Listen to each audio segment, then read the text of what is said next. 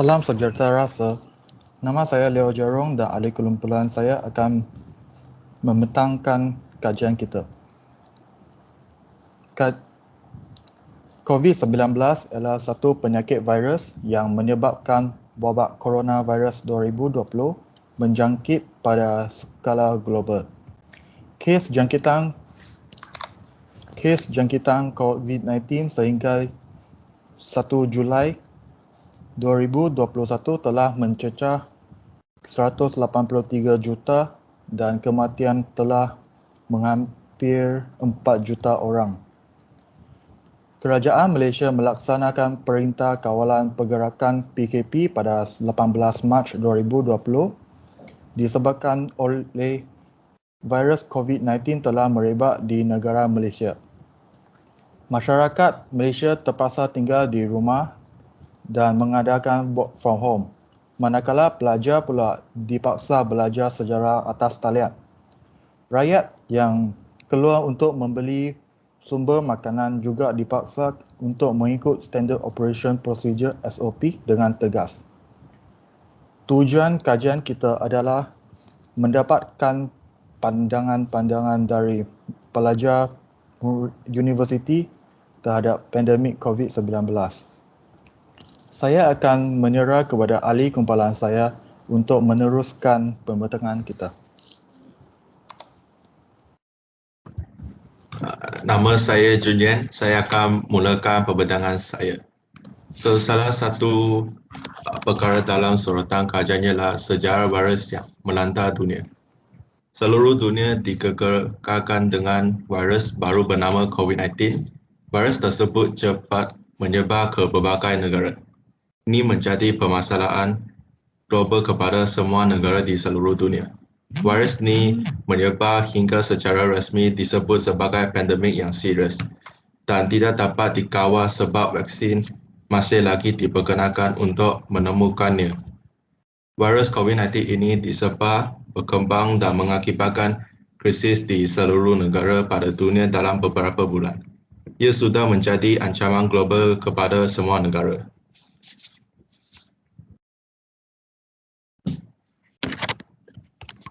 Selain itu ialah punca wujud COVID-19. COVID-19 berasal dari pasar raya di bandar wilayah Hubei yang terdapat di China yang menjual makanan seperti apna, burung, ular dan kelawar yang diperdagangkan secara haram. Ia terdapat dalam badan haiwan yang mengakibatkan jangkitan kepada manusia. Ia juga mula tersebar melalui orang ke orang atau melalui hubungan rapat dengan seseorang yang telah pun dijangkiti. Sekarang saya akan menyerahkan kepada ahli kumpulan saya, Xie Jing. Nama saya Xie Jing dan saya akan memulakan pembentangan saya tentang kesan COVID-19 terhadap keperluan psikologi pelajar. Yang pertamanya adalah kemurungan dalam segi berkomunikasi, masalah gangguan dari media sosial, berasa sangat cemas dalam segi psikologi terpaksa belajar di rumah dan terakhir berasa panik tentang masalah dengan internet. Okey, dalam objektif kajian selepasnya adalah mengenal pasti latar belakang terbentuknya COVID-19, menghuraikan punca-punca COVID-19 dan juga kesan COVID-19 terhadap keperluan psikologi seorang pelajar. Dan saya akan memberikan pembentangan saya kepada ahli kumpulan saya yang seterusnya. Selamat sejahtera, nama saya Liu En-Yi. Saya akan menerangkan metodologi kumpulan kita. Metodologi ialah tindakan yang menyelidiki masalah penyelidikan untuk mengenal pasti dan menganalisis maklumat supaya baca boleh menilai kesahan dan kebolehpercayaan keseluruh kajian. Bagi mencapai objektif tugasan assignment ini, metodologi utama perhatian untuk mengenal pasti populasi dan pensampilan yang sesuai, menempatkan permasalahan dan bidang kajian, menyediakan borang ujang, membuku data, menganalisis data, pengutusan dan melahirkan rumusan. Dalam assignment ini, kumpulan kita mengambil 50 responden yang merupakan pelajar-pelajar yang berumur tidak melebihi 25 tahun untuk menjawab borang soalan seliti. Pada masa ini, Malaysia sedang melaksanakan penutupan penuh sektor sosial dan ekonomi ataupun kita cakap EMCO dan MCO. Hal ini demikian, borang solar seliti kita diedarkan melalui aplikasi media sosial atas talian, antaranya WhatsApp dan CN. Kita menggunakan aplikasi Google Form bagi membuat tinjauan dengan mudah dan cepat kerana borang merancang acara, menanyakan soalan dan mengumpulkan berbagai jenis maklumat. Selain itu, Microsoft Excel ialah sesuatu set solar seliti yang mengurus set data supaya memudahkan kumpulan kita menganalisis dengan amat tepat. Selain sosial seliti atas talian, kumpulan kita juga menggunakan instrumen rujukan, contohnya buku-buku, kamus dan sumber internet yang berkaitan kesan pandemik COVID-19 terhadap keperluan psikologi pelajar. So, itu sahaja ialah presentation saya. Terima kasih.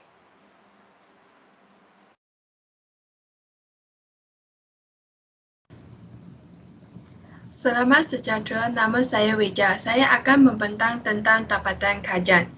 Pie chart yang pertama ini tentang cara responden menghabiskan masa mereka dalam tempoh lockdown. 34% orang membaca buku pendidikan dalam talian dan sukan dan meditasi. Manakala 32% orang akan meluangkan masa dengan ahli keluarga dan tidak ada responden akan berbual dengan rakan.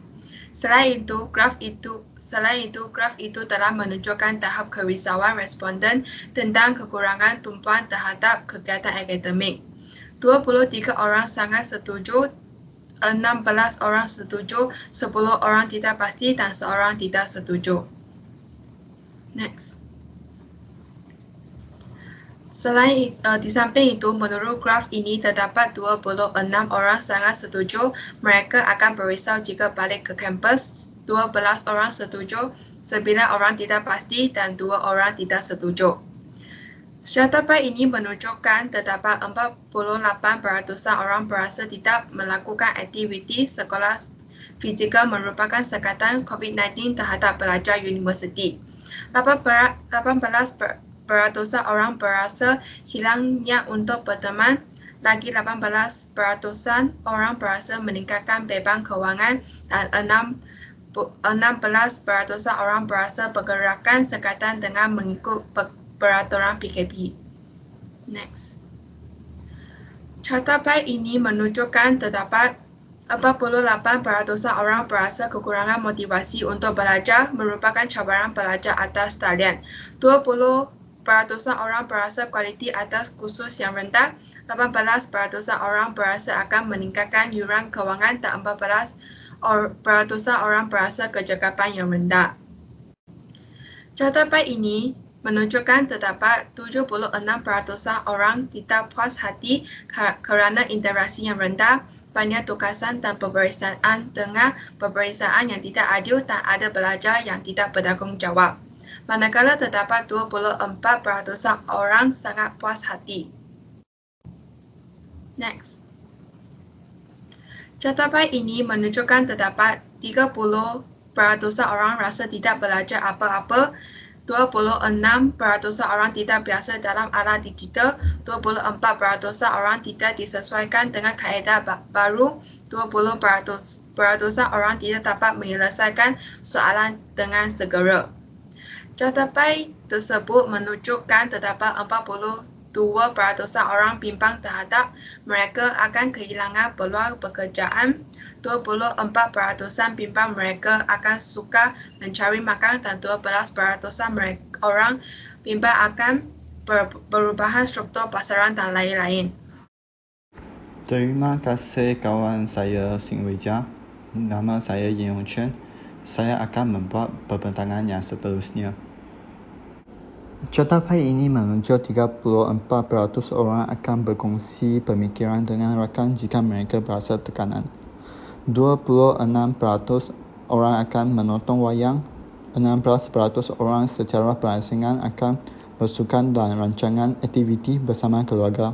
8% orang akan melawat pakar kreatif. Selepas itu, catatan kedua menunjuk 30% orang akan buat jadual, 26% orang akan menetap malamat, 20% orang akan mengelakkan gangguan oleh persekitaran dan 20% orang akan buat platform dalam talian untuk pembelajaran. Sekian, terima kasih. Sekarang saya akan memberi tajuk kepada kawan lain untuk meneruskan pembelajaran yang seterusnya.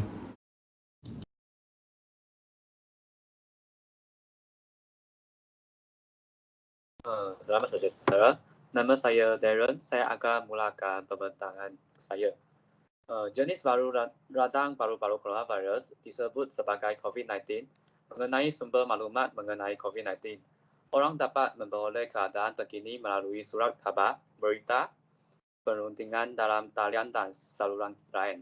Kita hanya harus mempercayai yang dikeluarkan oleh Pertubuhan Kesihatan Sedunia dan pemerintah, bukan yang disebarkan secara tidak rasmi. Kemunculan COVID-19 telah mempengaruhi ekonomi Malaysia. Yang pertama adalah bahawa produk domestik kasar (KDNK) adalah pembuatan yang dihasilkan oleh sebuah negara dalam jangka waktu tertentu. Ini memberikan gambaran keseluruhan ekonomi negara.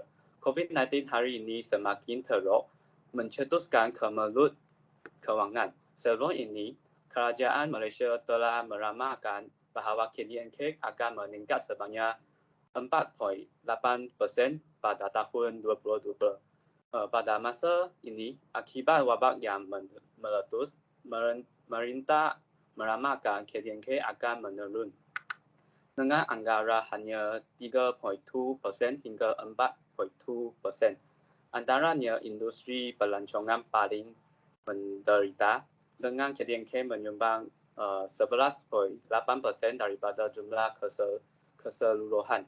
Dengan merebaknya wabak ini, sasaran 10.6% aktiviti pelancongan tahun 2020 di Malaysia yang dijangka berasal dari pelancongan China bahkan lebih juga dicapai. Menurut siasatan, COVID-19 memberi kesan psikologi kepada kebanyakan pelajar.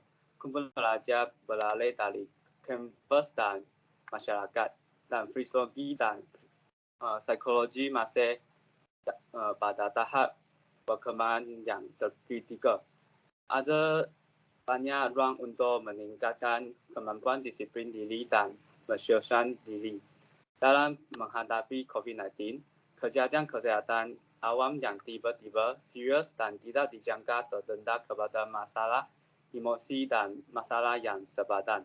Oleh kerana jumlah orang yang diagnosi menderita radang paru-paru baru terus meningkat.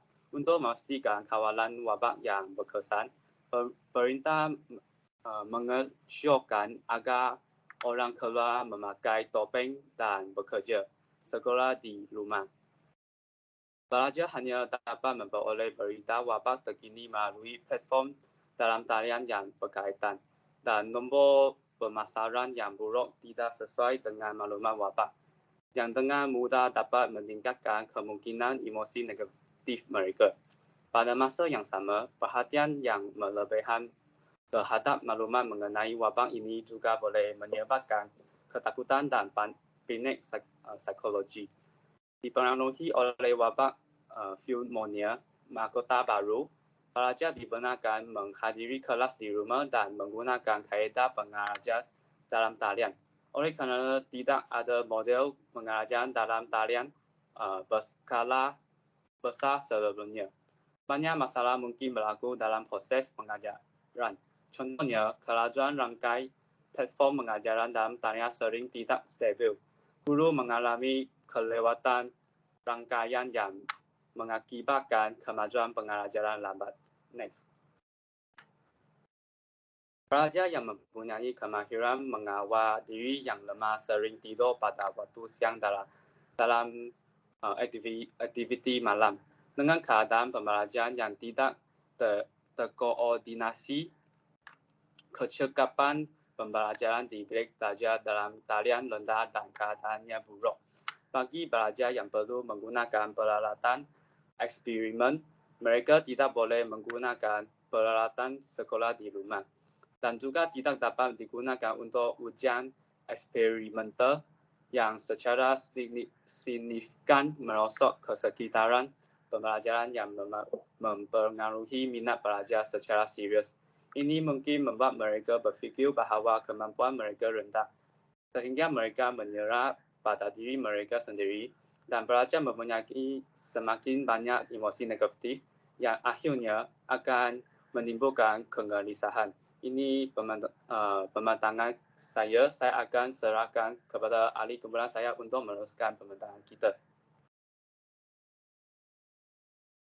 Nama saya Jajun. Saya akan mulakan pembinaan saya. Wabak COVID-19 adalah kejadian kesihatan awam yang tiba-tiba. Ia bukan sahaja mempengaruhi kajian dan kehidupan, tetapi juga memberikan kesan terhadap keadaan psikologi pelajar.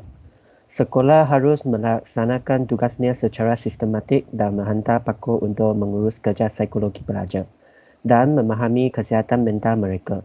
Selain itu, aktif membimbing aktiviti akademik pelajar membantu mereka membina keyakinan, merangsang motivasi pelajar dan membolehkan mereka kembali ke aktiviti pembelajaran dengan lebih baik.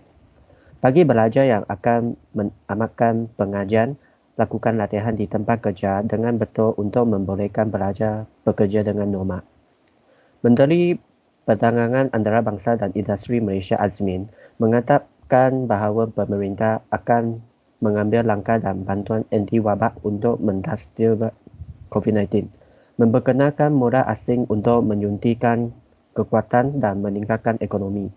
Perdana Menteri juga mengumumkan bahawa jumlah vaksin untuk langkah-langkah sokongan adalah 15 bilion ringgit. Melalui langkah-langkah ini, pemerintah Malaysia telah mengeluarkan subsidi kepada keluarga pendapatan rendah yang terkena wabak untuk memperpanjang tempoh pembayaran pinjaman korporat dan mengurangkan cukai penggunaan. Next. Pertahanan yang paling berkesan terhadap COVID-19 adalah menjaga jarak sosial. Jauhkan sekurang-kurang 6 kaki dari orang lain di tempat awam. Jarak ini akan membantu mengelakkan hubungan langsung dengan titisan pernafasan yang disebabkan oleh batu ada bersin. Menjaga kebersihan diri yang baik adalah langkah penting untuk membantu mencegah penyebaran COVID-19. Topeng telah menjadi aksesori penting untuk melindungi diri anda dan orang lain dari COVID-19. Memakai topeng di khalayak ramai dapat mencegah jangkitan dengan lebih baik berkesan. Sekian, terima kasih. Saya akan serahkan kepada Chauro untuk meneruskan pembinaan kita. Nama saya ialah Cik Chauro. Saya akan meneruskan pembincangan tentang penuntut tajuk kami. Kesimpulannya, PKP telah menyediakan rehat yang secukupnya kepada pelajar untuk mengurangkan tekanan mereka daripada rutin harian. Oleh itu, pelajar mendapatkan masa yang lebih untuk menyiapkan kerja-kerja khusus dan mengurang gaji melalui proses pembelajaran atas talian. Mereka juga mendapat padan yang lebih sihat kerana dapat meluangkan masa untuk bersukan dan menyediakan lebih banyak makanan buatan sendiri di rumah. Pelajar harus sentiasa duduk di rumah supaya tidak mudah dijangkiti oleh jangkitan COVID-19 kerana tinggal di rumah lebih sihat dan selamat berbanding di luar rumah dan tidak mudah bersentuhan dengan orang-orang lain yang telah dijangkiti oleh jangkitan COVID-19. Pembincangan kami berakhir di sini. Sekian, terima kasih.